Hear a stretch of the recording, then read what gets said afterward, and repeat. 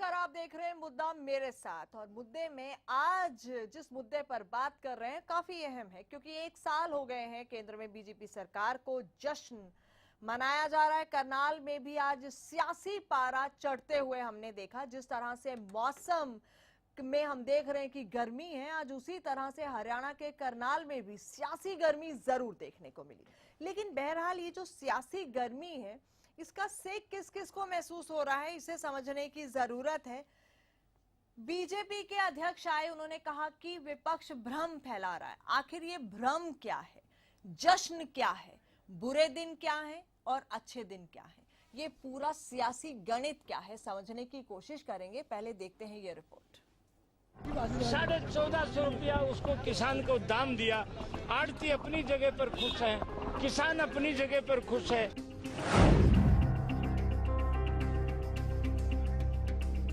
और सबसे बड़ी बात है, आज हमारा 1 साल का दिन भी है और आज कांग्रेस की बरसी भी है।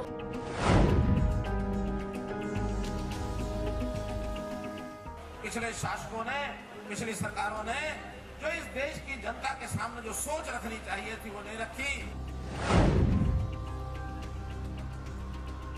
कई सारे भ्रम फैलाए जाते हैं, मगर मेरा आपसे अनुरोध है कि कोई भ्रांति में नहीं आएगा।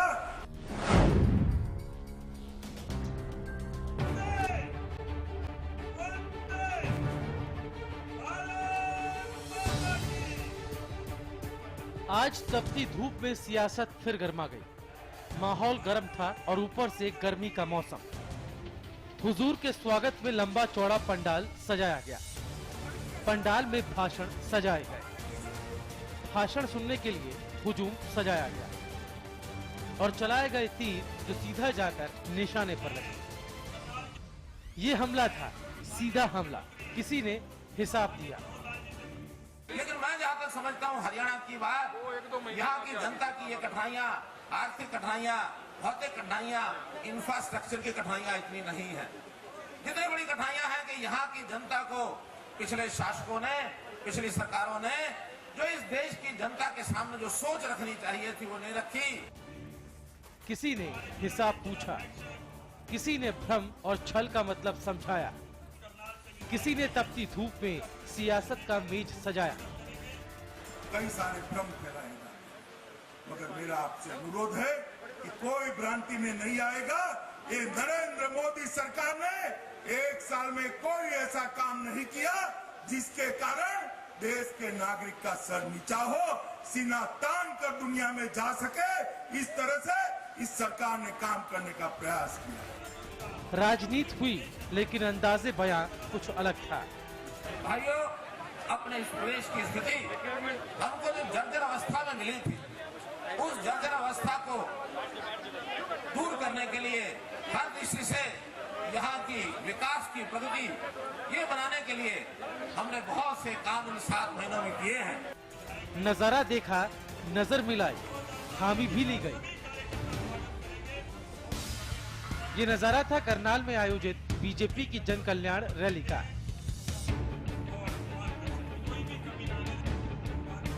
पार्टी अध्यक्ष अमित शाह ने कार्यकर्ताओं को संबोधित करते हुए अच्छे दिनों का परिचय दिया। अमित शाह ने कहा कि अव्यवस्था दूर हुई है, बदलाव हुआ है, सोच बदली, सिस्टम बदला। लेकिन उन्होंने अपने बयान में उस भ्रम का जिक्र भी किया, जो भ्रम 1 साल बाद लोगों के जहन में धीरे धीरे पनपने लगा। बादशाह को मंजूर करना था और मंजूर किया भी गया। और मंजूर करते ही ये साफ हो गया कि बीजेपी भी कहीं न कहीं ये मान रही है कि लोगों के मन में भ्रम पैदा हो रहा है। 1 साल का जश्न मनाया गया तो जिक्र कांग्रेस का भी हुआ। फिर बात पुरानी सरकार के नंबर 1 हरियाणा की हो या फिर जाति के आधार पर किए जाने वाले भेदभाव की। भाइयों, अपने इस प्रदेश की स्थिति हमको जो जर्जर अवस्था में मिली थी, उस जर्जर अवस्था को दूर करने के लिए हर दृष्टि से यहाँ की विकास की प्रगति ये बनाने के लिए हमने बहुत से काम इन 7 महीनों में किए हैं। और सबसे बड़ी बात है, आज हमारा 1 साल का दिन भी है और आज कांग्रेस की बरसी भी है। मनोहर लाल खट्टर बीजेपी ने उपलब्धियां गिनाई तो कांग्रेस ने नाकामियों का भगवा चिट्ठा मीडिया के आगे रख दिया। कई सारे भ्रम फैलाए जाते हैं, मगर मेरा आपसे अनुरोध है कि कोई भ्रांति में नहीं आएगा। ये नरेंद्र मोदी सरकार ने एक साल में कोई ऐसा काम नहीं किया जिसके कारण देश के नागरिक का सर नीचा हो, सीना तान कर दुनिया में जा सके।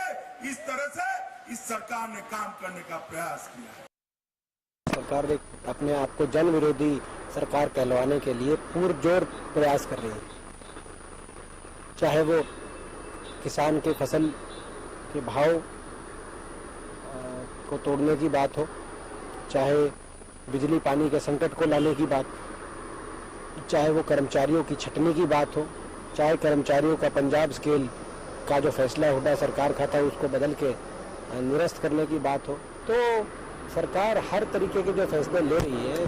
जनता सवाल पूछ रही है कि अपने आप को जन विरोधी सरकार करार क्यों आप करना चाहते हो। जनता ने तो आपका साथ दिया था, समर्थन दिया था, और इन बातों को हम उठाएंगे। एक सजग विपक्ष की जिम्मेदारी हम निभाएंगे। महारैली का महाटेस्ट करें तो रैली में कुछ दावे ऐसे किए गए जो हकीकत से परे दिखते हैं। दरअसल शिक्षा मंत्री रामविलास शर्मा ने कहा कि बीजेपी ने चुनाव से पहले किसानों का प्रति क्विंटल गेहूं के दाम 1450 रुपए देने की बात कही थी, लेकिन हरियाणा न्यूज के पास वो एक्सक्लूसिव तस्वीरें मौजूद हैं जिनमें आपके स्वास्थ्य मंत्री जी प्रदर्शन कर रहे हैं। बहरहाल ये सियासत सालाना है। एक तरफ जहां कांग्रेस बीजेपी के फेल हुए ट्रांजैक्शन की खबर ले रही है, कई सारे भ्रम फैलाए जाते हैं, मगर मेरा आपसे अनुरोध है कि कोई भ्रांति में नहीं आएगा। ये नरेंद्र मोदी सरकार ने एक साल में कोई ऐसा काम नहीं किया जिसके कारण देश के नागरिक का सर नीचा हो, सीना तान कर दुनिया में जा सके। इस तरह से इस सरकार ने काम करने का प्रयास किया है। सरकार ने अपने आप को जन विरोधी सरकार कहलवाने के लिए पुरजोर प्रयास कर रही है, चाहे वो किसान के फसल के भाव को तोड़ने की बात हो, चाहे बिजली पानी के संकट को लाने की बात, चाहे वो कर्मचारियों की छटनी की बात हो, चाहे कर्मचारियों का पंजाब स्केल का जो फैसला हुड्डा सरकार का था उसको बदल के निरस्त करने की बात हो। तो सरकार हर तरीके के जो फैसले ले रही है। जनता सवाल पूछ रही है कि अपने आप को जन विरोधी सरकार करार क्यों आप करना चाहते हो। जनता ने तो आपका साथ दिया था, समर्थन दिया था, और इन बातों को हम उठाएंगे। एक सजग विपक्ष की जिम्मेदारी हम निभाएंगे। तो बीजेपी उपलब्धियों के अकाउंट में योजनाओं का ट्रांजैक्शन कर रही है। गर्मा गर्म सियासत में ठंडे पड़े बयानों को सियासी मेज पर सजाया जा रहा है, लेकिन ये जनता को तय करना है अच्छे दिन आए हैं या नहीं। भरत श्रीवास्तव के साथ bureau report, Haryana news. Vande Mataram. जी हाँ, बिल्कुल काफी कुछ है यहाँ इस रैली से जो निकल कर आया। जहां जश्न की बात हुई, वहीं कांग्रेस ने इस जश्न पर और सवाल भी खड़े किए। उन सवालों में कितना दम है इसको भी समझने की कोशिश करेंगे, और जहां अच्छे दिन और बुरे दिनों की बात है उनको भी समझने की कोशिश करेंगे कि आखिर इन अच्छे दिनों के मायने क्या हैं और बुरे दिनों के क्या मायने थे। मेरे साथ कुछ खास मेहमान हैं। दिनेश अग्रवाल है इनेलो से, नमस्कार जी। जसवंत हैं कांग्रेस से, अरुण सांगवान है बीजेपी से, आपका नमस्कार। योगेश कौशिक है, पॉलिटिकल एनालिस्ट है। सबसे पहले आप ही के पास आती हूँ अरुण सांगवान, क्योंकि आप करनाल से ही आ रहे हैं। इस पूरी रैली का जाहिर तौर पर मौसम में भी काफी गर्मी थी, सियासी पारा भी आज काफी चढ़ा हुआ हमने करनाल में देखा। जश्न ये जो मनाया गया, ये जो पूरी रैली थी एक साल को जो मार्क कर रही थी, उस पर कांग्रेस ने भी अपने कई सवाल खड़े किए हैं। लेकिन सबसे पहले बात बीजेपी की करेंगे, अमित शाह की करेंगे। अमित शाह ने कहा कि भ्रम फैलाया जा रहा है। इस भ्रम के क्या मायने हैं, क्या कहना है आपका? देखिए, विपक्ष जो है, जब कांग्रेस जब सत्ता से बाहर होती है तो एक परसेप्शन क्रिएट करने की कोशिश की जाती है मीडिया के द्वारा, झूठ फैलाने। इनके जो लीडर हैं वो जो हैं झूठ फैलाते हैं, उससे ये कहते हैं कि ये किसान विरोधी सरकार है, सूट बूट की सरकार है। लेकिन हमने जो पिछले एक साल में काम करके दिखाया है, हमने किसानों के प्रति संवेदना, उनके प्रति काम, और एक जो देश में अविश्वास पैदा हो गया था आज से 10 साल पहले, आज एक देश में विश्वास है कि हाँ, अब हमारी गाड़ी पटरी पर आ गई है, अब हमारी अर्थव्यवस्था ठीक चल रही है। तो हमने एक साल में बहुत कुछ हासिल किया है और अभी तो हमने नींव रखी है, अगले 4 साल में देखिएगा हम क्या क्या करते हैं। अब ये नींव कितनी मजबूत है और इस पर किस तरह की इमारत बनेगी, आने वाले 5 सालों का जो सफर तय करने की बातें हो रही हैं वो कैसे होंगी, उस पर भी चर्चा करेंगे। जसवंत जी, आपसे जानना चाहूंगी क्योंकि कांग्रेस ने कई सवाल यहाँ पर खड़े किए हैं, क्या कहना है आपका? देखिए, भारतीय जनता पार्टी का जो 1 साल का समय रहा, आज इन्होंने करनाल में भी और पूरे हिंदुस्तान में अपना 1 साल बड़े अपने पीठ थपथपा के मनाया। जो हिंदुस्तान की जनता है, नरेंद्र भाई मोदी जी के 1 साल पहले जो हिंदुस्तान के 83 करोड़ मतदाता थे, उनमें खासकर जो 45 करोड़ मतदाता युवा हैं, वो उस समय गुमराह हो गए थे, नरेंद्र भाई मोदी जी की बातों पे, भारतीय जनता पार्टी की बातों में आ गए थे। और उसी का नतीजा रहा कि 30 साल में पहली बार इस देश को प्रचंड बहुमत मिला और नरेंद्र मोदी जी इस देश के प्रधानमंत्री बने। परंतु आप लोगों ने देखा 1 साल का जो समय है इनका, जो अच्छे दिन की बात भारतीय जनता पार्टी करते हैं, मेरा भारतीय जनता पार्टी के लोगों से निवेदन है कि वो कौन सी चश्मा है कि जिससे इनको अच्छे दिन आज दिखाई देते हैं, वो कम से कम इनकी जो चश्मा है 1-2 दिन के लिए कांग्रेस पार्टी को भी, दूसरी पार्टी के लोगों को भी दें, ताकि हम भी देख सकें कि कौन सी चश्मा है जिससे नहीं, वो तो कह रहे हैं कि कोई भ्रष्टाचार नहीं हुआ, कोई बड़ा घोटाला सामने नहीं आया, ये बड़ी उपलब्धि है।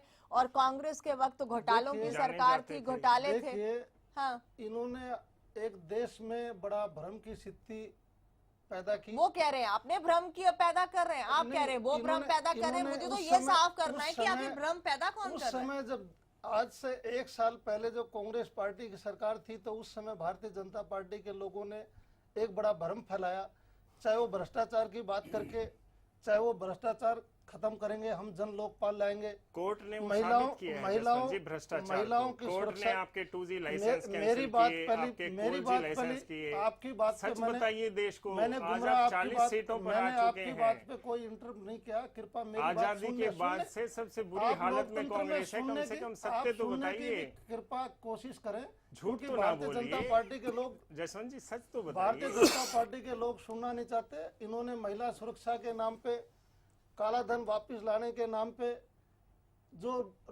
बेरोजगार युवा हैं उनको रोजगार के नाम मेक इन इंडिया एक नया शब्द इन्होंने पैदा किया और कहा कि भाई 1 करोड़ हम रोजगार पैदा करेंगे। आज कहाँ इनका मेक इन इंडिया रहा? 1 साल तक नहीं, पर एक आप भी- अपने 10 साल को 1 साल से कंपेयर कर रहे हैं, वो भी देखो, कहीं अगर हमारा 10 साल का जस्टिफाइड नहीं है। नहीं, हम मान के कंपेयर अगर करना हमारा नहीं 10 साल चाहते का नवजोत समय, जी, इनके अगर 10 हमारा साल से हम 10 अपना एक दिन भी कंपेयर अगर करना नहीं हमारा चाहते। 10 जहाँ साल का 10 लाख समय- करोड़ के घोटाले अगर हुए 10 साल का हों, वहाँ हम समय- कंपेयर करना ही नहीं चाहते। अगर हमारा 10 दिनेश साल जी, का एक समय, मिनट, दिनेश जी को एक आप बार पहले इस सारा चर्चा बोल लीजिए। ये बहस में 4-5 लोग हैं, अगर आपको बीच में इंटरप्ट करना है तो ये अच्छी मैं- चीज़ बार-बार आप इंटरप्ट गलत कर रहे हैं। देखिए, नहीं, बात नहीं, इसमें आप इंटरप्ट बात की झूठ नहीं है, कह रहे हैं, Yogesh ji, interrupt this is नहीं, not आप done. गलत कर रहे हैं। हाँ, हाँ। आपको क्या दर्द हो रहा है? हमने- आप बोलना गलत है ना बात बीच कर में। रहे हैं। हमने नहीं, आप आपकी गलत बीच क्यों में बोल रहे हैं? आप भी तो बोलेंगे ना। नहीं, आप झूठ किस बोल रहे हैं? मुझे अरे ये लगता है बोल रहे हैं, आपस- आप बोलिएगा जब आपका योगेश नंबर जी, आएगा। एक मिनट, दिनेश जी क्या कहना है आपका?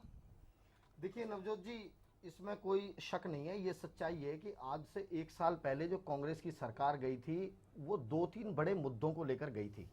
पूरे देश के अंदर एक इस तरीके का माहौल बन गया था, लगातार जिस तरीके से स्कैम सामने आ रहे थे, और वो हजारों करोड़ के नहीं, लाखों करोड़ के स्कैम थे, और लगातार एक फेरिस्त इस तरीके की आ रही थी। दूसरा सबसे बड़ा कारण यह था कि महंगाई इस कदर बढ़ गई थी कि आम आदमी अपनी पेट की रोटी के लिए महरूम हो गया था, उसको रोटी खाने को दिक्कत हो गई थी।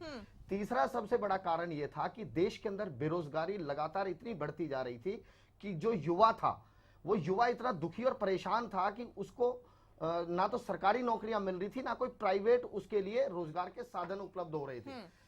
लेकिन जो वायदे करके विपक्ष सत्ता में आया, कांग्रेस सत्ताहीन तो हुई, लेकिन जिन चीजों को लेकर आया, आप पिछले 1 साल का पूरा लेखा जोखा उठाकर देख लें, कांग्रेस की और आज एनडीए की, दोनों की आर्थिक नीतियों में कोई अंतर नहीं है।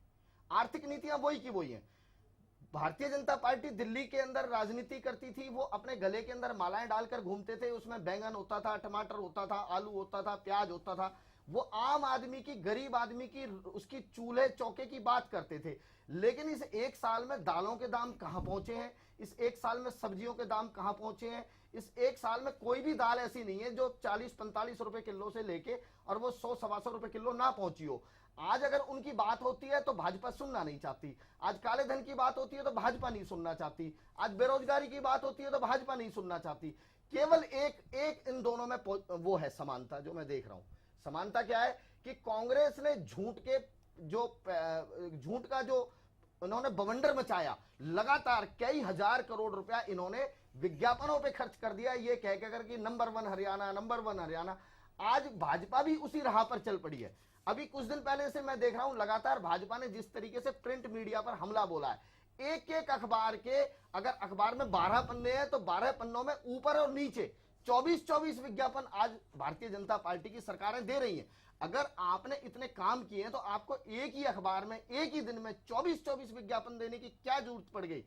आपने पिछले 7 महीने के अंदर हरियाणा के अंदर किसानों को यूरिया के मामले में आपने पीटा, आपने उनकी फसलों के मामले में उनकी कोई सुनवाई नहीं की। यानी चलिए एक लाइन में बोलूं तो आप इस एक साल को और अमित शाह का जो आज रैली था और बयान जो वो कह रहे हैं भ्रम फैलाया जा रहा है, उसको क्या बोलेंगे? केवल एक लाइन में ये बोलना चाहूंगा, जो अमित शाह जी ने आज भ्रम वाली बात कही है, अंदर से वो कांप रहे हैं। भारतीय जनता पार्टी कांप उठी है अंदर से, वो देश का मूड भांप चुकी है कि कांग्रेस के विरोध में देश खड़ा हुआ था 10 साल बाद, इनके विरोध में देश 1 साल बाद खड़ा चले बेहतर। योगेश जी, एक्चुअली क्या है कि मेरे हिसाब से मैं इसमें बिल्कुल एकदम सहमत हूं कि कांग्रेस के खिलाफ एक बहुत जबरदस्त माहौल खड़ा हुआ था। उसमें बाबाओं से लेके और सो सारे इकट्ठे होकर उन्होंने एक एटमॉस्फेयर क्रिएट किया और लोगों को लगा कि यस अब कांग्रेस को जाना चाहिए। कांग्रेस चली गई, लेकिन मोदी जी, मैं बीजेपी गवर्नमेंट नहीं बोलता इसे, मोदी गवर्नमेंट जो कह के आई उसका मैं अगर आपने कल उनका वो सुना हो भाषण, तो उस भाषण में कहीं भी उन्होंने जो वादे किए थे, आपने खुद अपने लिए क्वेश्चन पेपर सेट किया था कि मैं 5 साल बाद ये करके दिखाऊंगा, उस क्वेश्चन पेपर में से किसी एक का उन्होंने जिक्र नहीं किया। मैं अब एक बात कर देता हूं, काला धन 100 दिन में अगर नहीं लेके आया मुझे फांसी चढ़ा देना। 15 लाख सबके अकाउंट में मैं डलवा दूंगा, नहीं डला। 15 लाख सबके अकाउंट में डलवा दूंगा, नहीं डला।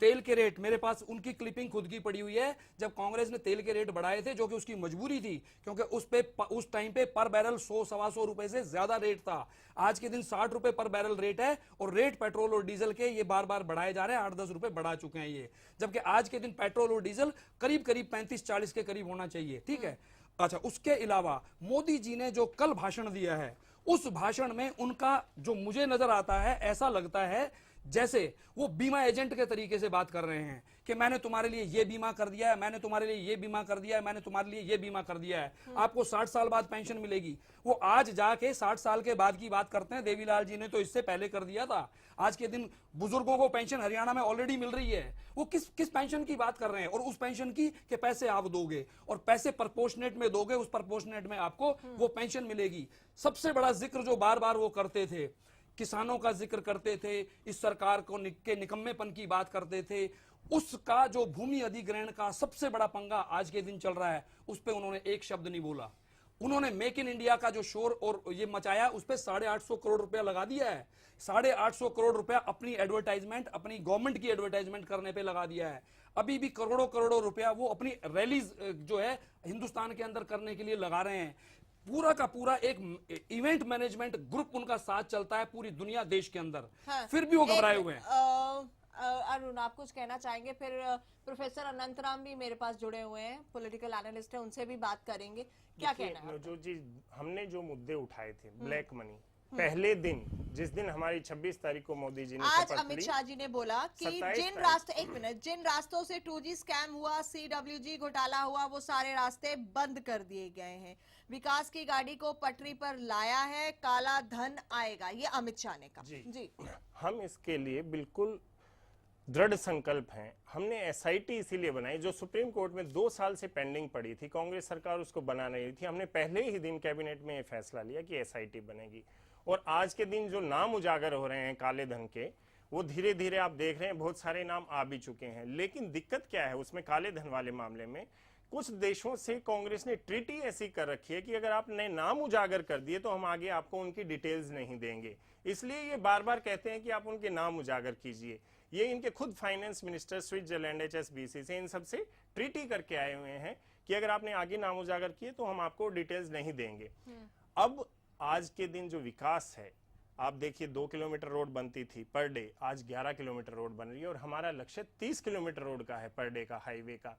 हमारी जीडीपी में सुधार हुआ, हमारी जो जीडीपी थी वो आज 7.4 पे चल रही है, जो 5% से नीचे जाती थी 5 साल में।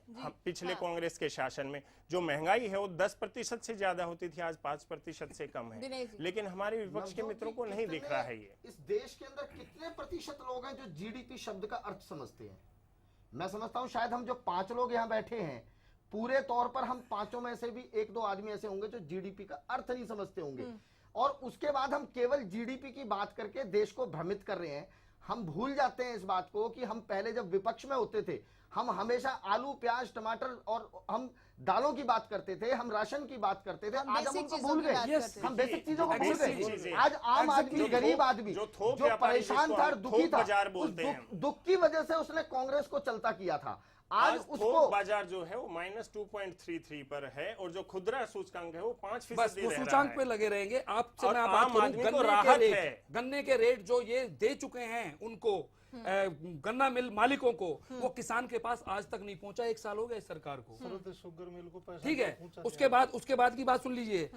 जो अपना चावल के लिए इलेक्शन के टाइम पे किसानों ने चावल के लिए झगड़ा किया था, कुछ नहीं मिला उन्हें बेचारों को। एक दाना हम लोगों ने खरीदा, एक दाना। 2 बड़े मुद्दे हैं, 2 बड़े मुद्दे ये हैं। एक तो आपने स्वामीनाथन आयोग का जितना भी लागू करो लागू। आप 1 साल हो लिया केंद्र में आए, आप स्वामीनाथन की बात नहीं करना चाहते। दूसरी बात देखिए, मैं आपको बताऊं नवजोत जी, दूसरा मैं ये कहना चाहता हूं, स्वामीनाथन के अलावा आपने हरियाणा में ये अनाउंस किया कि हम हर बेरोजगार को जो 12वीं पास है उसको 6,000, जो BA पास है उसको 9,000। आज प्रदेश के वो युवा जो आज तक सरकार में नौकरी पर थे, वो सड़कों पर भटक रहे हैं। मुझे समझ नहीं आता, जब आप इनको बाहर निकाल रहे हैं, अभी तो पीछे अभी 50 लाख की फौज और खड़ी है जो 9,000 और 6,000 की इंतजार में कि वो कम मिलेंगे। मिनिमम सपोर्ट प्राइस की बात की जाती है। WTO में आनंद शर्मा कॉमर्स मिनिस्टर होते थे, WTO में एग्रीमेंट करके आए कि हम मिनिमम सपोर्ट प्राइस नहीं देंगे।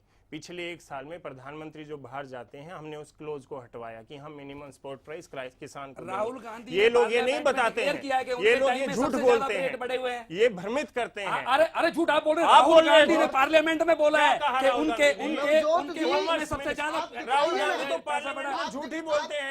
राहुल गांधी तो झूठ के अलावा झूठ बोलती है बीजेपी। संबित पात्रा सारे बीजेपी के लोग सपने दिखाते हैं। से बात करें। मैं विश्लेषक के तौर पे सच बोलूंगा, तो राहुल बीजेपी के पक्ष में नहीं बोलूंगा। अगर बताएंगे पार्लियामेंट में कहां मोदी जी कहां थे? मोदी जी देश के प्रधानमंत्री के रूप में जाते हैं और जो है पूरा कार्यक्रम। और यहाँ पे हजारों लोग मरते हैं रोज, हजारों लोग मर गए। हम लोग यमन से, यमन से बचा के लाए, इराक से बचा के लाए। हम लोग जो किसान मर रहे थे किसी किसान के घर गए। हरियाणा के अंदर हरियाणा के अंदर कितने मंत्री यमन में जो है हमें कहा कि हमारे हरियाणा के कितने मंत्री कितने किसानों के घर गए? अब बताओ, आंकड़ों की बात करो, आंकड़ों की बात कीजिए। आपके कितने मंत्री कितने किसानों के घर गए बताइए। सब किसानों के यहाँ पर जो गिरदावरी हुई है इस बार हरियाणा के इतिहास में पहली बार। आपके मुख्यमंत्री ने मान लिया कि उसमें घपला हुआ है। आपके मुख्यमंत्री ने मान लिया कि उसमें घपला हुआ है। जो प्रूफ है वो आपके मुख्यमंत्री ने मान लिया है कि उसमें घपला हुआ है, लेकिन वो कहते हैं कि लोअर लेवल पे हुआ है। मान लिया उन्होंने, अखबार में आया, उन्होंने खुद माना है। तो हम ईमानदारी से ये बात करते हैं ना, बेईमान तो ये विपक्ष में थे, ये मानते भी नहीं थे। हाँ, तो ये 250 करोड़ रुपया जो कांग्रेस ने देना था वो आज तक नहीं दिया है। हम तो मान तो हैं कि हमने कहीं सिस्टम में जो गलतियां हैं, अगर सिस्टम 100% फुल प्रूफ हो जाएगा तो बहस की कोई बात ही नहीं होगी। चलिए, सिस्टम को बेहतर करने के लिए चलिए रुकिए प्रोफेसर आपको इनसे बेहतर माना गया तभी तो आप जीत के आए हैं, वरना आपको जिताता कौन? अनंतराम जी, क्या आप हैं मेरे साथ? चलिए 1 मिनट प्लीज। अनंतराम जी, आप सुन रहे हैं मुझे? हाँ जी, मैं सुन रहा हूँ। अनंतराम जी, आपने करनाल की रैली भी देखी और आप यहाँ की बहस भी देख रहे हैं, क्या कहना है आपका? आपकी नजर में क्या है?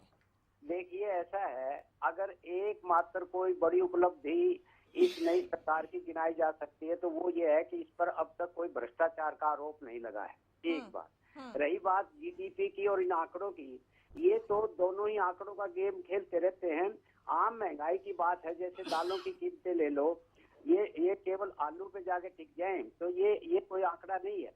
दूसरी बड़ी बात मैं ये कहना चाहता हूँ, जहाँ तक हरियाणा की बात है, पिछले 7 महीनों में इन्होंने किया वो निश्चित रूप से संतोषजनक नहीं है। आज जहाँ ये जन कल्याण वो कर रहे थे रैली, तो आप देखिए कहाँ डॉक्टरों की स्ट्राइक चल रही है, कहीं इसकी कंप्यूटर की स्ट्राइक चल रही है, तो कहीं गेस्ट टीचर की स्ट्राइक चल रही है, कहीं प्रदर्शन हो रहे हैं आपके पंचकुला में। तो ये एक सवाल उठाता है कि अगर ऐसी बात है तो ये विभिन्न जो वर्ग है सोसाइटी के, आखिर ये इतने प्रदर्शन की राह पर क्यों आ गए हैं, आखिर ये आज स्ट्राइक पे क्यों आ गए हैं। और कहने के बाद भी 1 घंटे के बाद डॉक्टर फिर स्ट्राइक पे आ गए, और जिसको असुविधा आम आदमी को हो रही है। तो ये मान ले कि प्रशासन तंत्र पर इनका नियंत्रण नहीं है, या ये कहे कि इनकी नीतियों में खोट है। तो निश्चित रूप से एक बात मुझे नजर आती है कि हरियाणा का जहाँ तक संबंध है, 7 महीने में ये प्रशासन तंत्र पर अपनी पकड़ नहीं बना पाए। आज इनके एक मंत्री कहते हैं धनखड़ जी कि लोग स्वामीनाथन को तो भूल गए, अब तो मनोहरनाथन कहने लगे। उनका बयान है, अधिकृत बयान है। अब बताइए कि जिस स्वामीनाथन के नाम पर ये सत्ता में आए उसका जिक्र तक नहीं आज करते और मनोहरलाल नाथन कहने लग गए। आप बताइए ऐसा इन्होंने क्या दे दिया कि बीमा नहीं इन्होंने लागू किया, फसलों का बीमा लागू होना था, लाभकारी मूल्य देने की बात थी, उचित मुआवजा देने की बात थी। तो यही तो बातें हैं स्वामीनाथन में कि उसको 2.5 गुना वो दिया जाए, उसकी लागत से मुनाफाकारी जो है ना मूल्य उनको दिया जाए, फसलों का बीमा किया जाए उनका समय पर। तो आज गन्ने की पेमेंट नहीं हुई है अभी। अनंतराम जी एक मिनट अनंतराम जी बने रहिए हमारे साथ। इंपॉर्टेंट है जो पॉइंट्स यहाँ पर अनंतराम जी ने उठाए। जन कल्याण रैली हुई, जन कल्याण लोगों के कल्याण की बात है, लेकिन वहां उस रैली में हमने देखा 134 धारा वालों ने भी पर्चे वहां पर फेंके, जो टीचर्स हैं वो सड़कों पर हैं, जो डॉक्टर्स हैं वो स्ट्राइक पर हैं। तो क्या कहेंगे, जन कल्याण की बात हम करते हैं, कल्याण कैसे होगा? देखिए, जो गेस्ट टीचर हैं या जो कंप्यूटर अध्यापक हैं वो पिछली सरकारों ने लगाए, उनकी जो प्रक्रिया थी वो गलत थी, इसलिए वो कोर्ट में चैलेंज हुई।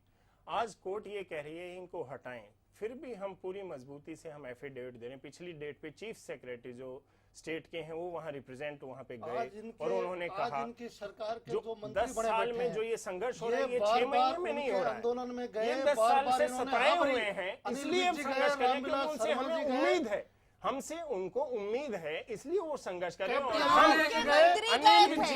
मंत्री रामविलास शर्मा वादा करके आए।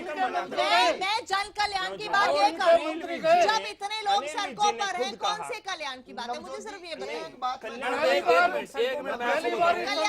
किसान परेशान है, इस सरकार से व्यापारी परेशान है, इस सरकार से कर्मचारी परेशान है, इस सरकार से माफ कीजिए, वो कर्मचारी आपके वक्त भी सड़कों पर थे। अब भूलिए मत 10 साल में आप वहाँ कुछ नहीं कर पाए, आज 1 साल पर आप सवाल खड़े कर रहे हैं। 7 महीने पे बैठ के आश्वासन दिया था, 10 साल से इन्होंने जिन लोगों को नौकरियां लगाया। मैं पूछना चाहता हूं कि कांग्रेस के कार्यकाल में ये सारे कर्मचारी सड़कों पर थे, ये सच्चाई है, सब जानते हैं। लेकिन क्या विपक्ष की भूमिका में आप लोगों ने उस समस्या का समाधान करने की बजाय या तो आप ये कहिए कि आपने उनसे झूठा वायदा किया केवल चुनाव में वोट लेने के लिए, या आपने उन कर्मचारियों को भड़काने का काम किया, आपने लिखत में लिख कर दिया है, ये राइटिंग में है। और भारतीय जनता पार्टी ये लिखत के इसके साथ एक चीज और ऐड करना चाह रहा हूं मैं, सुनिए, एक चीज ऐड करना चाह रहा हूं। एक बार तो ये कोर्ट में ये कह चुके हैं कि हमारे पास ये एक्सेस मैन पावर है, हमें जरूरत ही नहीं है। गेस्ट मैं टीचर केवल के ये मामले कहना में चाह रहा हूं, उन्होंने एफिडेविट दे रखे हैं कि हम परमानेंट नौकरी नहीं मांगेंगे। ओवरऑल बात कर रहे हैं, एक ही बात, मैं सिर्फ ये बात कर रही हूँ कि जो हम ये बातें करके ये कह रहे हैं ना कि जन कल्याण रैली है, वो कल्याण कैसे होगा जन का जब जन सड़कों पर है? दूसरी बात, हम यहाँ पर ये कह देते कि भ्रम फैलाने की कोशिश हो रही है, सत्ता पक्ष विपक्ष को कह रहा है कि भ्रम फैलाया जा रहा है, विपक्ष सत्ता पक्ष को कह रहा है कि वो झूठे वादे करके भ्रम फैला रहे। आखिर सच्चाई क्या है इस पूरे भ्रम की? देखिए, जो जन कल्याण की जो बात करते हैं कि एक आम आदमी को वो सुविधाएं मिलें जो ये वीआईपी कल्चर है इसको मिलती हैं। आम आदमी आज जब तहसील में जाता है या पुलिस स्टेशन में जाता है उसकी सुनवाई होती है। तहसीलों में आज भ्रष्टाचार खत्म है। जहां हम बैठे हैं गुड़गांव में, या 1-1 करोड़ रुपए की महीने की रिश्वत लेके यहाँ तहसीलदार लगते थे। 1 करोड़ रुपए महीने के ठेके पर तहसीलदार लगते थे। आज जो है तहसीलदार यहाँ लगने को तैयार नहीं है, डरते हैं। पे तो बाद में जाना, पहले आम आदमी की रोटी की बताओ। आम आदमी की रोटी, किसके घर में रोटी नहीं है? गोयल जी बता तो दो, बता दो किसके घर में रोटी नहीं है आज के दिन। जन धन आप एक भी घर बता दीजिए। मैं बता रहा हूँ, जिन लोगों ने आत्महत्या की है, जिन लोगों ने आत्महत्या की है, क्या वो इस घर में बता दीजिए। 50 किसानों ने आत्महत्या की है, वो कर्जे के बोझ तले दबकर की है, और वो केवल 50 नहीं, ये संख्या 50,000 में है, ये लाखों में है। एक आदमी रोटी वाला जो आप बता रहे थे, मुझे ये उसी की वजह से मरे हैं, उसी की वजह से मरे हैं। 24 घंटे खेत में मजदूर की तरह काम करता है, उसको रोटी नसीब नहीं है उसको। 2 रुपए किलो बीपीएल वालों को गेहूं मिलता है, सारा राशन मिलता है, तो कोई भी भूख के कारण 2 कोई रुपए नहीं तो मरा आपसे है। पहले भी मिलता था। सारी कांग्रेस कांग्रेस भी ले आई थी। कांग्रेस की ये मैं ये कह रहा हूँ, कांग्रेस की प्लानिंग जिनका सारी कांग्रेस की अगर 2 रुपए में 1 किलो गेहूं देकर आपने उसका वेट कर दिया, तो क्या वहाँ जिम्मेदारी पूरी हो जाती है? मैं कब कह रहा हूँ कि जिम्मेदारी पूरी हो जाती है। चिकित्सा के मामले में आज डॉक्टर डरते हैं। आम आदमी सिविल हॉस्पिटल में अब जाने लगा है, नहीं तो प्राइवेटों में जाता था। आपके सीएमओ ने रिवाड़ी नहीं के तो अंदर, प्राइवेटों में जाता था। आपके सीएमओ ने रिवाड़ी में 7 हॉस्पिटलों के अल्ट्रासाउंड सेंटर उसने सील कर दिए बिना गलती के। सील की और दूसरी बात लगा, डॉक्टरों ने आरोप लगाया कि हमसे पैसे मांगते हैं, ये आरोप लगा उनको। आपकी सरकार का विधायक उमेश अग्रवाल ने सरेआम ये बात कही है कि सरकार की ना प्रशासन पे पकड़ है, ना सरकार की पुलिस पे पकड़ है। आपके एक विधायक ने रिवाड़ी के अंदर सरेआम कहा कि सीएमओ ने गलत किया है, गलत सीलिंग हुई है, इसके खिलाफ एक्शन होगा। क्या एक्शन हुआ? आम मरीज, आम दुखी आदमी। 1 मिनट, मेरा बड़ा सवाल है अरुण सांगवान, आपको लगता है कि व्यवस्था बदल गई है? देखिए, व्यवस्था में बहुत बड़ा बदलाव आया है। बिल्कुल, जो चीजें जो हैं गलतियां पिछली सरकारों ने की हैं, आज एक विश्वास बना है। सेंटर में भी, सेंटर में भी और स्टेट में भी एक विश्वास बना है। गलतियां हुई हैं, तभी वो सरकार आउट हो चुकी है। देखिए, सेंटर और स्टेट में आज एक विश्वास बना है। मोदी जी भी ईमानदारी से काम कर रहे हैं, खट्टर जी भी ईमानदारी से काम कर रहे हैं। ईमानदारी पे कोई शक कर ही नहीं। जब ईमानदारी पे शक नहीं है तो नियत पे शक नहीं है, तो नीति पे भी शक नहीं है, फिर शक किस लिए है? मेरा जो सवाल है वो ये है कि क्या आप कह रहे हैं कि व्यवस्था 6 महीने में बदल गई है और 1 साल में 1 साल और 6 महीने हम प्रदेश की बात कर रहे हैं, व्यवस्था बदल गई है, बदलाव आ गया? आपका ये कहना है? एक वर्क कल्चर ये था, जब कोई भी फाइल चलती थी तो अधिकारी को ये होता था कि इसमें मेरा क्या, और मेरा नहीं तो मुझे क्या। ये जो व्यवस्था है हमने बदली है। आज अधिकारी जो हैं फाइलों में ये नहीं देखते कि मेरा क्या और मेरा नहीं तो मुझे क्या। ये व्यवस्था का बहुत बड़ा बदलाव है।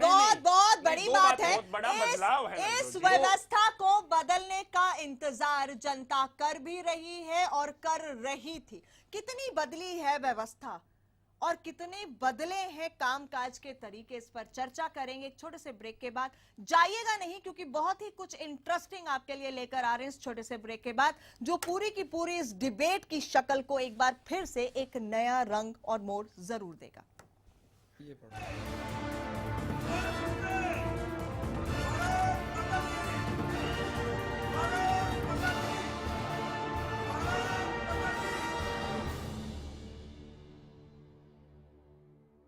मुझसे प्यार ना छूटे, रिश्तों का ये बंधन न टूटे, कल भी आज भी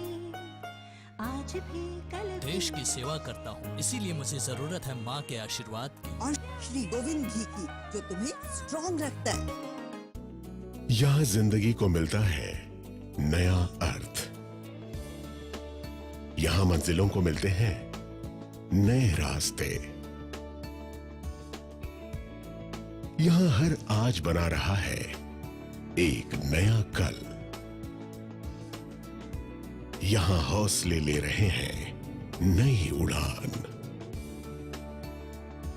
यहाँ आशाएं सीमाओं में नहीं बंधती। यहाँ किताबों से आगे है एक और जहां।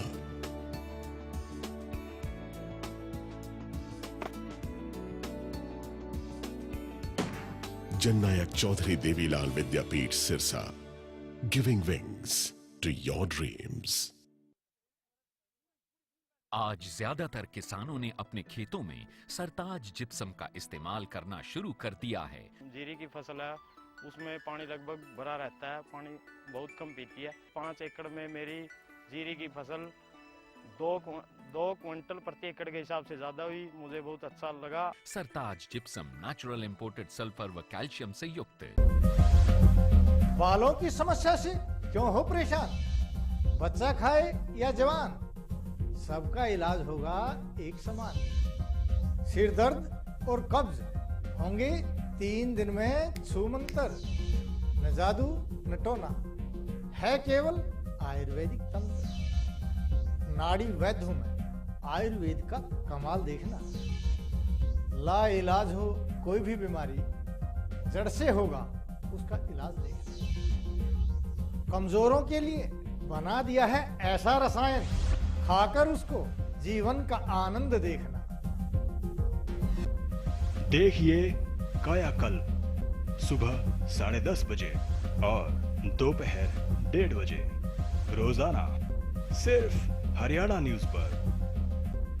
किसी की नजर ना लगे। बेबी को किसी की नजर नहीं लगेगी। बुरी नजर से बचाने के लिए इतना कुछ। सबसे पहले से बीमारियों की नजर से तो बचाइए। वो कैसे? संपूर्ण टीकाकरण से। ये बच्चे को कई जानलेवा बीमारियों से जिंदगी भर बचाएगा। 2 साल तक के बच्चों का संपूर्ण टीकाकरण जरूर कराएं। मिशन इंद्रधनुष, जिंदगी इंद्रधनुष बनाए। तेरा मुझसे प्यार ना छूटे, रिश्तों का ये बंधन न टूटे। कल भी आज भी कल भी। देश की सेवा करता हूँ, इसीलिए मुझे जरूरत है माँ के आशीर्वाद की और श्री गोविंद घी की, जो तुम्हें स्ट्रॉन्ग रखता है। आज ज्यादातर किसानों ने अपने खेतों में सरताज जिप्सम का इस्तेमाल करना शुरू कर दिया है। मेरा नाम राजकुमार है, मैं असम कला गांव का रहने वाला हूँ। मेरे भाइयों ने सरताज जिप्सम डाली है और उसका बहुत रिजल्ट रहा है, अच्छा रहा है। इस साल मैं भी अपनी जीरी में इसको डालूंगा। सरताज जिप्सम नेचुरल इंपोर्टेड सल्फर व कैल्शियम से युक्त। बच्चे की जान बचाना, टीके तुम भूल न जाना। टीके बचाएंगे इसकी जान, बच्चा बनेगा बलवान। गर्भावस्था के दौरान बच्चे की बढ़ोतरी का पता करने के लिए और माता के स्वास्थ्य के लिए हर गर्भवती महिला की 3 प्रसव पूर्ण देखभाल एवं चिकित्सीय जांच जरूरी है। पैदा होते ही हेपेटाइटिस भी लगवा देना।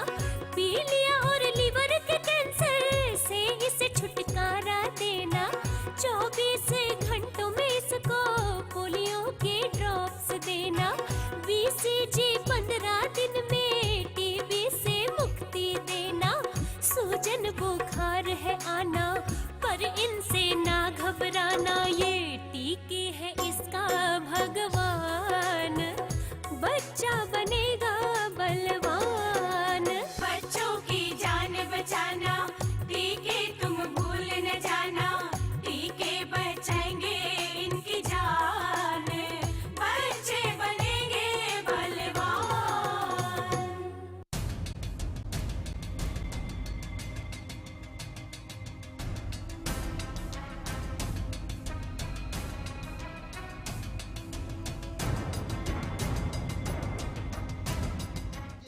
व्यवस्था बदली है, भ्रम फैलाया जा रहा है, ये हम भी जानते हैं और शायद यहाँ पर जो मेहमान बैठे हैं वो भी ये समझते हैं कि justice delayed is justice denied. Arun ji, आपसे मेरा सवाल है, justice delayed is justice denied, आप ये मानते हैं बात? बिल्कुल मानते हैं ना। चलिए वो रिपोर्ट जिस पर हमारी काफी दिनों से निगाह बनी हुई है और मुद्दा भी हमने उठाया, आज फिर उठा रहे हैं। आज उठाना फिर से जरूरी है क्योंकि वो करनाल का ही रहने वाला है, करनाल के ही सीएम है, करनाल में ही आज रैली थी और बीजेपी के बड़े दिग्गज भी वहां थे। और अरुण जी ने कहा व्यवस्था बदली है। व्यवस्था बदलने का इंतजार मुझे बेसब्री से और बहुत खुशी है कि अगर व्यवस्था बदली है, लेकिन फिर ये डिनायल क्यों, डिले क्यों और इंतजार का इंतजार कब खत्म होगा, ये सवाल आज भी बड़ा क्यों। देखिए ये रिपोर्ट। मानवीय अधिकारों की खिल्ली उड़ाने वाले कुछ माननीय एक तलाश में आए थे और मौत का तमाशा बनाकर चले गए। साहब, मेरा छोटा सा बेटा चला गया।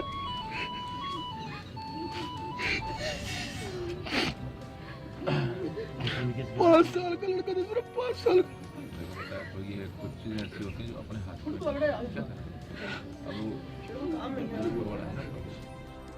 हंसता होगा वो यमराज भी जो इंसानी मौत का नसीब लिखता है। रोता होगा वो संविधान भी जिसकी छाती पर बैठकर सियासतदान उसके ही बनाए हुए मौलिक अधिकारों को जब कुचल देते हैं। एक आदमी को ना परिवार में से इनकी जो जरूरत हो साथ नौकरी की जरूरत है। वाह रे वाह राजनीति, तेरा रूप भी छल है, तेरी सोच भी छल है। ये कैसी राजनीति है, ये कैसा ढोंग है, ये कैसे नेता है, ये कैसी सोच है। माना वादा करके इन्हें निभाना नहीं आता, लेकिन जिंदगी का मजाक वो आज भी बना रहे हैं। आज जब आप मेरे स्टूडियो में आए, मेरे कैबिन में आए, आज भी आपने यही कहा कि मौत का सामान मैं साथ लिए घूमता हूँ और मैं मरना चाहता हूँ। ये पहले शब्द थे जो इन्होंने मेरे कैबिन में आते ही आज कहे। ये है मेरा मौत का सामान, ये आप सब लोग देख सकते हैं। ये मौत का सामान, इसमें जिंदगी भी है, मौत भी है। जिंदगी सरकार के हाथ में है, मौत मेरे हाथ में है। मौत की गली में मौत का तमाशा बनता तो हम इस पर उंगली नहीं उठाते, लेकिन जब इंसानों की बस्ती में मौत का तमाशा बनाया गया और तमाशे में सीएम साहब खुद शामिल हुए तो सवाल उठाना बनता है। सीएम साहब ने इंसाफ के तराजू पर नौकरी और 2 लाख के मुआवजे को तोल तो दिया, लेकिन सवाल है क्या इन जिंदगियों का कोई मोल नहीं जिन्हें इस व्यवस्था ने मारा है। हरियाणा न्यूज आज एक ऐसे ही मामले से सच का पर्दा उठाएगा। मैं सुसाइड करना चाहता हूँ, सुसाइड करना चाहता हूँ, सुसाइड लास्ट डिसीजन। इस सरकार की मरी हुई कानून व्यवस्था से तंग आकर सुसाइड करना चाहता हूँ। जिस पर्दे के पीछे कलाकारों का लंबा मजमा लगा है, वो कलाकार जो जनता की खाते हैं, लेकिन जनता की जिंदगी से उनका दूर दूर तक कोई वास्ता नहीं। तारीख 20 मार्च साल 2015, वक्त 3:40। पानीपत एलिवेटेड हाईवे पर रोड धर्मशाला के सामने ट्रक और पिकअप गाड़ी के बीच जबरदस्त टक्कर हुई। इस दुर्घटना में 5 लोगों की मौके पर ही मौत हो गई, जबकि 11 लोग गंभीर रूप से घायल हुए। वक्त साथ नहीं था, शायद इसलिए अपने ही साथ छोड़ गए। बेझिझक गाड़ी चलाते हैं, नशे में चलाते हैं। और उसके बाद 23 मार्च को आपने एक शब्द और कहा था कि वहाँ पर इनकी वाइफ बिल्कुल ऑन द स्पॉट मरी नहीं थी, जिंदा थी वो। हाँ। जिंदा थी और लोग कहते हैं खट्टर साहब भगवान ने मार दिया। भगवान ने कहा मारा, तुमने मार दिया ना उसको। अकेले रह गया तो वो शख्स जो आज मर जाना चाहता है, इच्छा मृत्यु की मांग कर रहा है। अपनों को खोने का एहसास आज भी उसके जहन में जिंदा है। खट्टर साहब, मेरा छोटा सा बेटा चला गया।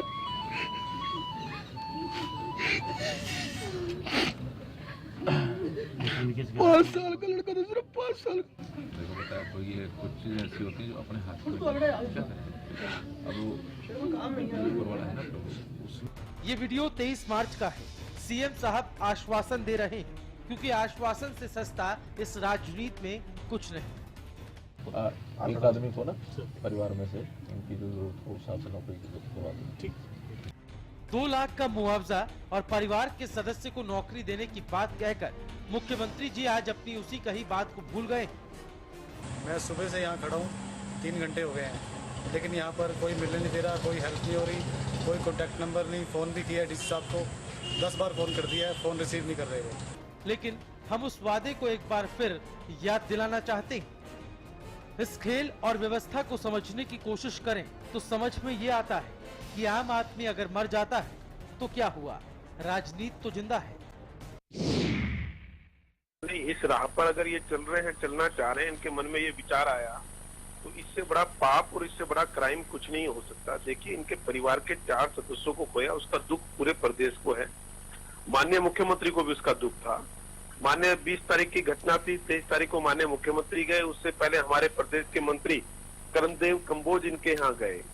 वहां घोषणा की कि प्रत्येक मृतक को 2 लाख रुपए देंगे और एक इनको सरकारी नौकरी देंगे। मार्च की ये घटना है, मई अभी चल रहा है, सरकारी काम अपने ढंग से होंगे। थोड़ा धैर्य दिलाओ इनको, और इलाज तो पूरा कराएंगे, फिर भी इनको थोड़ा तसल्ली चाहिए। सब लोग मिलकर इनको तसल्ली दो, इनकी मदद करो। बाकी पैसे की चिंता नहीं करना, मदद की चिंता मत करना, ठीक है? कर लेंगे पापा के इलाज की बात कर सब कर एक आदमी को ना परिवार में से उनकी जो जरूरत हो उस हिसाब से नौकरी की जरूरत। नौकरी के नाम पर दफ्तरों के चक्कर कटवाकर नौकरी देने से ही इनकार कर दिया गया। सरकार ने जो घोषणा की थी तो उसके लिए आया था, कहते हैं कि रैली है यहाँ पर, डीसी साहब मस्त हैं, लेकिन अब उनको इस परिवार के साथ कोई सहानुभूति नहीं है। उन्होंने वायदा किया था शुक्रवार को, आज ये वायदा भी उन्होंने अपना तोड़ दिया। मुआवजा भी अभी पाइपलाइन में है। फिर सवाल है, जब कुछ करना ही नहीं था तो वाहवाही बटोरने के लिए क्यों सीएम साहब ने इस परिवार के साथ सहानुभूति दिखाई? मैं सरकार से चाहता हूँ कि ये अपने झूठे वायदे वापस ले लें, जो उन्होंने अखबार में छापा है ये देंगे वो देंगे। उनसे गुजारिश है, अगर हेल्प नहीं करनी तो अपनी झूठी खबर वापस ले लें। सड़क हादसे में एक ही परिवार के 3 सदस्यों की मौत हो गई, लेकिन इस मौत का जिम्मेदार कौन है? ऐसा इसलिए क्योंकि भला 1 साल पहले जो एलिवेटेड पुल बनाया गया वो 1 साल भर बाद ही टूटा फूटा सा क्यों दिखने लगा है? ये मामला गंभीर है, बड़ा भी। ऐसे में उम्मीद सिर्फ सीएम साहब से जुड़ी है, क्योंकि वो कहकर गए थे, इसलिए इंसाफ भी उन्हीं को दिलाना होगा। भरत श्रीवास्तव के साथ ब्यूरो रिपोर्ट, हरियाणा न्यूज। ये दिखाना इस वक्त जरूरी हो गया था, क्योंकि बात हम करनाल की कर रहे हैं, बात हम व्यवस्था को बदलने की कर रहे हैं। कल भी इस पर चर्चा हमने जरूर की थी, क्योंकि 3 दिन 3 रातें हो गई थी, आज 4 दिन और चौथी रात है। कितने दिन और कितनी रातें और गुजरेंगी जब तेज प्रकाश को ये जो इंसाफ है वो मिलेगा, या फिर जो वायदा किया गया था वो पूरा होगा? मतलब सिर्फ इतना है कि justice delayed is justice denied. क्या जिंदगी खत्म हो जाएगी उसके बाद मिलेगा तो उसके क्या मायने? सवाल कई हैं, सवाल अपने आप में कई हैं। शायद इसके बाद मेरे पास ही कोई सवाल नहीं है सवाल करने के लिए। आप खुद ही बता दीजिए अरुण जी। डीसी जे गणेशन को लगातार हम भी कॉल करते रहे हैं, कोई फोन नहीं वो उठाते। आपके OSD to CM Jawahar Yadav ने भी ये भरोसा दिलाया था, उन्होंने कहा था नौकरी को मिलने में वक्त लगेगा। मानते हैं, क्योंकि प्रक्रिया है, पूरी एक सिस्टम है। लेकिन जहां बात सीएमओ को कह के फ्री इलाज की, जो कि सीएम साहब वायदा करके गए थे, और जो आर्थिक मदद की बात है, अगर वो भी आज वक्त रहते नहीं मिली और एक वक्त के बाद मिली तो हर चीज के मायने खत्म हो जाते हैं। देखिए, सबसे पहले तो जो वेद प्रकाश जी जो सज्जन थे वो जो कह रहे हैं सुसाइड करने की बात, मैं उनसे आपके माध्यम से कहना चाहूँगा कि ऐसा कोई भी कदम वो ना उठाएं। हम पर भरोसा रखिए। मुख्यमंत्री जी खूब संवेदनशील हैं, हमारी सरकार इन मामलों में बड़ी संवेदनशील है जी, बिल्कुल। और सीएम साहब खुद गए हैं वहां पे और उन्होंने इसी जो बात कहा का तो है वो करेंगे। हाँ, करेंगे। उसका जो वो प्रक्रिया उस शख्स है, का यही कहना है कि मैक्सिमम जो प्रक्रिया चल रही है उसमें 2 से 3 हफ्ते और लगेंगे। और जो मेडिकल आप कह रहे हैं कि भाई उनको फ्री इलाज मिलना चाहिए, आप देखिए, मैंने बात कर रहे हैं, हम व्यवस्था बदलने की बात कर रहे हैं। व्यवस्था बदलने का मतलब ये होता है कि अगर कोई बहुत जरूरतमंद है तो फिर उसे वो ट्रीटमेंट तभी दे दिया जाए। यही हम कहते हैं ना। आप भी विपक्ष में जब थे आप यही कहते हैं कि अगर मरीज अभी मर रहा है तो उसे दवाई तुरंत देनी जरूरी है। अगर वो खत्म होने के बाद दवाई दी गई तो फिर शायद उसके कोई मायने नहीं। मेरा सिर्फ ये है, मैं इस वक्त किसी को भी कटघरे में नहीं खड़ा कर रही, मेरा सिर्फ सवाल ये है कि ये व्यवस्था, वो चाहे आप हो, चाहे इनेलो हो, चाहे कांग्रेस हो, कोई भी पार्टी सिस्टम में हो, सत्ता में हो, मेरा सवाल तो सभी से, आखिर ये व्यवस्था कब बदलेगी? कब इससे हम बाहर निकलेंगे और जो चीजें इमीडिएट रिलीफ की है वो मिलेंगी? जन कल्याण की जो हम बातें करते हैं वो रैलियों से ऊपर उठकर होगा। देखिए, रैलियों से ऊपर उठकर होगा, इसमें कोई दो राय नहीं है। मैं आपको फिर कह रहा हूं कि जब ओएसडी ने फोन उठाया, ओएसडी से आपकी बात हुई है, मुख्यमंत्री के ओएसडी हैं, मुख्यमंत्री जी ने खुद कहा 4 दिन 4 दिन हुए हैं, 4 रातें और 2 महीने, 2 महीने। आप एक बात 2 महीने, जो घटना हुई वो दुखद है। हम लोग उसके प्रति हमने जो कहा वो हम करेंगे, ये मैं आपको आश्वस्त करता हूँ। मैक्सिमम 1 साल बाद नहीं, ऐसा नहीं है 1 साल बाद, जिस दिन होगा वो उस दिन मैं आपसे हाथ से कहता हूँ कि आप मुझसे नहीं, उसके कहिए, उससे कहिए, वो हरियाणा की जनता से कहिए जो जिससे सभी पार्टियां वोट मांगती हैं, जिससे सभी पार्टियां वोट मांगती हैं। आप हरियाणा की जनता से कहिए तेज पर, वो हम कह चुके हैं, इसीलिए आज वो सुरक्षित है। जिस दिन वो हमारे ऑफिस में आए थे और आके ये कहा था, उसी दिन उन्हें हमने रोका था कि आप ऐसा नहीं करेंगे, क्योंकि आत्महत्या करना जिंदगी की मुश्किलों का हल नहीं है, हल नहीं है, आपको लड़ना है। करेंगे, हमने जो कहा है कब? हम करेंगे। तेज प्रकाश जी आप सुन रहे हैं? एक मिनट सुनिए, तेज प्रकाश जी आप सुन रहे हैं मुझे? तेज प्रकाश जी आप अपनी टीवी का वॉल्यूम बंद कर दें। ठीक है मैडम। हाँ, फिर मैं आपसे बात करती हूँ यहाँ, जब तक आप कुछ कहना चाह रहे थे। मैं ये कहना चाह रहा हूँ कि एक तो ये जो गवर्नमेंट है, ये इसको एक्सपीरियंस है ही नहीं। इनके ही राज के अंदर एक्स सीएम गुजर गए और उसके ऊपर इंक्वायरी चालू हो गई कि ये हमारी सिंसियरिटी ना होने की वजह से वो गुजरे हैं, हुकम सिंह जी। ठीक है, नंबर 1। नंबर 2, 2 लड़कियों का मामला था जिनको एकदम इन्होंने डिक्लेयर कर दिया हम बहादुर बेटियों का इनको इनाम देंगे। ठीक है, उसके बाद इन्हें पता लगा मामला कुछ और है, आज तक वो इनाम नहीं दिया गया। ये मामला आपके सामने आ गया। ऐसी डिक्लेरेशन में आपको कम से कम 50 बता सकता हूं जो इमीडिएटली ये शोर मचा के कह देते हैं कि हम ये कर देंगे और नहीं करते, इनको पता ही नहीं होता है। हाँ। देखिए, आज जो व्यवस्था परिवर्तन की बात भारतीय जनता पार्टी के लोग करते हैं, मेरे जो सोच है कि जब से भारतीय जनता पार्टी आई है, ना तो कर्मचारी इनसे खुश हैं, ना व्यापारी इनसे खुश हैं। कर्मचारी आपसे भी खुश नहीं थे, हमारे से खुश नहीं थे, सरकार में भी सड़कों पर थे, तभी तो ये आए ना। तब उठाएं जब हम शीशे के घरों में ना रह रहे हो, तभी तो ये आए। क्या ये जस्टिफिकेशन है? 10 साल आप भी सत्ता में रहे, 10 साल वो तो कह देते हैं कि चरमराई व्यवस्था हमें दे दी, हम उसे दुरुस्त करने में लगे, इसीलिए मुझे ये आता है कि आप कब तक दुरुस्त करेंगे? बिजली की हालत बड़ी खराब है। आज आप थाने में जाओ, तहसील में जाओ, वहाँ हालत आपको ज्यादा खराब मिलेगी। और जो सांगवान साहब कहते माफ कीजिए, मैं इस बात से सहमत नहीं होती हूँ कि किसके वक्त कितनी ज्यादा खराब खस्ता हालत थी। हरियाणा की जनता और एक आम इंसान ये चाहता है कि आखिर सबसे उठकर हमें सही व्यवस्था कब मिलेगी। हम ये नहीं जानना चाहते हैं आज कि पुरानी सरकार के वक्त ये था और आज के हमारे हालात ये हैं। हम ये जानना चाहते हैं कि बेहतर कब होगा, सही कब होगा, हम ये चाहते हैं। थक गई है जनता ये सुनते सुनते। तेज प्रकाश जी के मामले में जिस समय मुख्यमंत्री जी वहां दरी पर बैठे थे, निश्चित तौर पर जब मुख्यमंत्री अपने हलके में बैठे हैं तो जिला प्रशासन वहां मौके पर मौजूद होता है।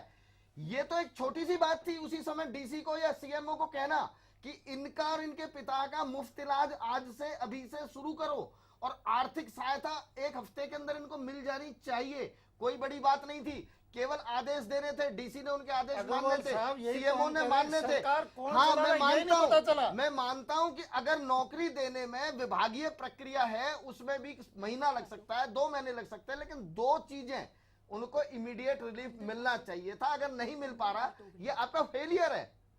हरियाणा में अकेला हरियाणा में एक मिनट, सरकार है। आप कुछ कह रहे हैं अरुण? देखिए, मैं मेरा सवाल बहुत बड़ा है। व्यवस्था जो बदलने की आप बात करते हैं उसमें हर किसी की हिस्सेदारी होती है, मेरी भी है, जो हमारे साथी यहाँ बैठे हैं उनकी भी है। राजनीति तो आप किसी भी बात पर कर सकते हैं। मैं नहीं चाहती कि ऐसे मुद्दों पर राजनीति हो, ऐसे मुद्दों पर इमीडिएट रिलीफ हो। मैं भी यही कह रहा हूँ, यही इमीडिएट, क्योंकि व्यवस्था की जब हम बात करते हैं वो राजनीति से परे होकर है। मुख्यमंत्री जी जो घोषणा करके आए हैं, मैंने आपको पहले भी यहाँ से कहा है बात बता दो सिर्फ कि मैं आश्वस्त करता हूँ कि क्या मुख्यमंत्री जी दरी पर बैठे हुए डीसी और सीएमओ को आदेश नहीं दे सकते थे?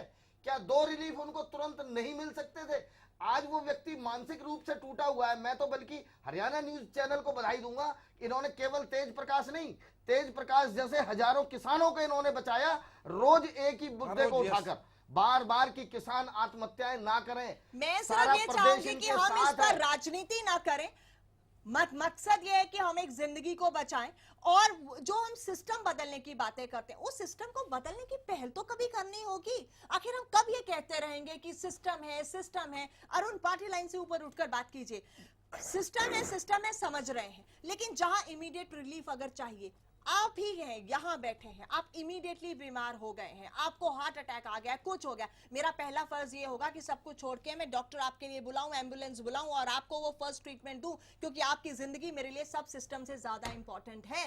यही वो बात है कि इस वक्त उस इंसान के लिए वो रिलीफ जो 2 महीने पहले मिल जानी चाहिए थी, वो अगर अभी भी नहीं मिली है, वो पहले मिले, वो फ्री ट्रीटमेंट शुरू हो, जिससे कि हम एक जिंदगी बचा सके। सिस्टम लोगों के लिए है, लोग सिस्टम के लिए नहीं है।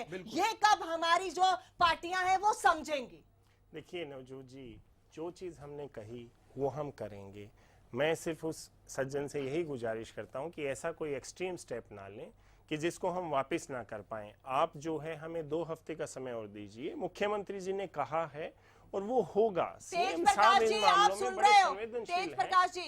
जी हाँ जी, सुन रहा हूँ मैडम। आपने आज भी डीसी साहब को फोन किया, क्या उन्होंने फोन उठाया? आपकी कोई बात हुई? कल तो आप गए थे वहाँ डीसी ऑफिस। मैं आपको 5 मिनट में सारी बात बताना चाहता हूँ, फिर से रिपीट करना चाहता हूँ। जी बताऊँ मैडम? हाँ जी बोलिए। नमस्कार मैडम जी बताएं। 20 मार्च 2015 को मेरे परिवार का एक्सीडेंट हुआ था पानीपत हाईवे के ऊपर। हाँ। रोड एक्सीडेंट हुआ था। उसके बाद एक्सीडेंट के बाद कोई एम्बुलेंस नहीं आई। सरकार की सहायता, मेरी सहायता के लिए, परिवार की सहायता के लिए फोन किए, कम से कम आधा घंटा कोई एम्बुलेंस नहीं आई। उसके बाद मैं बड़ी मुश्किल से किसी और गाड़ी में डाल के अपने बच्चे को, मिसिस को ले गया हॉस्पिटल में। डॉक्टर ने कहा पहले सिस्टम ठीक होगा, पहले पुलिस कार्रवाई होगी, फिर जान बचाएंगे। इतनी देर में पौने घंटा उनको वहां लग गया रोड एक्सीडेंट में, और आधा घंटा पौने घंटा उस हॉस्पिटल ले जाने में। 1.5 घंटा दोनों आत्माएं तड़पती रही, मेरी मिसिज और पत्नी, मेरे पिताजी और माता जी, सबकी। मतलब डॉक्टर ने मना कर दिया। मैंने कहा मेरे बच्चे को तो बचा लो भाई साहब, इनको तो ठीक कर दो, पुलिस कार्रवाई होती रहेगी। वो बोलते हैं भैया पुलिस कार्रवाई पहले होगी, उसके बाद ही हम इसको चेक करेंगे। उसको, बच्चे को देखकर डॉक्टर के दिल में बिल्कुल इंसानियत नहीं जागी। बेटे ने 1.5 घंटे बाद, 2 घंटे बाद दम तोड़ दिया, और डॉक्टर ने बोला ही इज डेथ, इसको मुर्दा घर में डाल दो सब लाशों को। फिर मैंने उनको, डॉक्टर को बोला, डॉक्टर ये जिंदा थे दोनों, आपने इनको मार दिया, आपका सिस्टम ठीक है या किसी इंसान की जान बचाना ठीक है? अब ये बोलते हैं कि सरकार का सिस्टम सही है, सिस्टम सही चल रहा है। सरकार बोलती है कि देश को बदला है हमने। तो उसके बाद, एक्सीडेंट के बाद सरकार मेरे घर आई, सीएम साहब जब मेरे घर आए, वो नौकरी के लिए बोला, कुछ पैसे के लिए बोला, इलाज के लिए बोला। पहली बात तो एक्सीडेंट हुआ इनका सड़क हादसे की वजह से, जो पुल बना है 20 साल चलने वाला पुल, भ्रष्टाचार की वजह से 1 साल में बैठ गया। तेज प्रकाश, अब मुझे ये बताइए कि डीसी ऑफिस के आप कई चक्कर काट चुके हैं। आज के आया हूँ, उसके बाद उन्होंने मुझे दोपहर को बुलाया था 4 बजे। 4 बजे गया हूँ, उसके बाद कोई वहाँ पर मिला ही नहीं मुझे। आज भी मैं गया हूँ वहाँ पर, आज रैली थी वहाँ पर अमित शाह की, तो वहाँ पर मैं डीसी ऑफिस में गया, वहाँ पर कोई भी नहीं था। काफी पुलिस थी, वहाँ भी 2 घंटे, 2.5 घंटे, 3 घंटे लगाए। लेकिन मैंने पूछा डीसी साहब कहाँ हैं, फोन भी मिलाया मैंने उनको, लेकिन फोन नहीं उठा रहे, कोई बात नहीं कर रहे, मेरा फोन भी नहीं मिला उनसे आज। और किसी ने आपको कांटेक्ट नहीं किया है अभी तक? और मुझे जवाहर यादव से आपके सामने बात हुई थी, कह रहे आत्महत्या करना पाप है, ये कानूनी जुर्म है।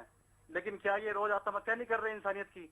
रोज सिस्टम की आत्महत्या कर रहे हैं। तेज प्रकाश जी बने रहिए, डीसी को हम भी लगातार फोन कर रहे हैं। तेज प्रकाश जी बने रहिए। जय गणेशन डीसी को लगातार हम भी फोन कर रहे हैं, उनसे बात नहीं हो रही है, वो फोन नहीं उठाते हैं। एक बार उन्होंने हमारे कार्यक्रम में फोन उठाया था और बीच में ही पूरी खबर सुनने से पहले ही डिस्कनेक्ट करके वो चले गए थे। मतलब सिस्टम सिर्फ ये है, बात राजनीतिक बिल्कुल नहीं करना चाहती हूँ, सिस्टम बदलना है। पहल कौन करेगा? सिस्टम बदलने की जरूरत है, क्योंकि इंसानी जिंदगी इस सिस्टम से बहुत बड़ी है, और ये सिस्टम इंसानों के लिए है, इंसान सिस्टम के लिए नहीं है। बिल्कुल ठीक बात है नवजोत जी। इस चैनल के माध्यम से हमें पहले तो ये मांग करनी चाहिए कि एक सुप्रीम कोर्ट का एक गाइडलाइन आई कि पहले इलाज होगा और बाद में एफआईआर होगी। तो जब डॉक्टर ने ऐसा कहा तो वो कौन सा डॉक्टर था? तो सांगवान जी कम से कम उस डॉक्टर पे तो कम से कम एक्शन करवाएं इस चैनल के माध्यम से। ये भी हमारी एक मांग है कि कम से कम सुप्रीम कोर्ट की गाइडलाइन तो कम से कम ये सरकार फॉलो करे। ऐसा हुआ है तो कम से कम जो डॉक्टर है अरुण जी, देखिए तो अगर ऐसा हुआ है नवजोत जी, तो मैं खुद स्वास्थ्य मंत्री जी से बात करूंगा कि अगर उस डॉक्टर ने ये मना किया है, क्योंकि सुप्रीम कोर्ट के बिल्कुल क्लियर रूल है, इसमें कोई एफआईआर नहीं बनती, कुछ नहीं बनती, और सुप्रीम कोर्ट ने रूलिंग दे रखी है कि पहले इलाज होगा, कानूनन कार्रवाई बाद में हुई है। और जो भाई साहब ने कहा टीवी के माध्यम से, अगर ये सत्य है कि उनके साथ ऐसा हुआ, तो मैं खुद आपसे आश्वासन देता हूँ, मैं भी संवेदनशील हूँ इस मामले में।